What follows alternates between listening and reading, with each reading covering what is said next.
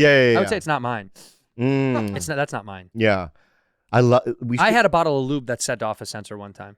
And what'd you say? And because it was too much lube. And the guy was like, can't have a water bottle in there. And I was like, it's not, throw it away. What did he do? How did he ship How all did that he baby ship oil? How did all he that ship baby- all that? Private. What? Huh? Private planes, they don't care. Private planes. So that's what By the way, imagine though, there is one Amazon or UPS driver or somebody that's been dropping off baby oil to him for years. Oh, you know, right. one of his buddies, he's like in the truck texting. He's like, this motherfucker gets so much from Johnson & Johnson. Yeah. It's unbelievable. Huh. He also has some at home.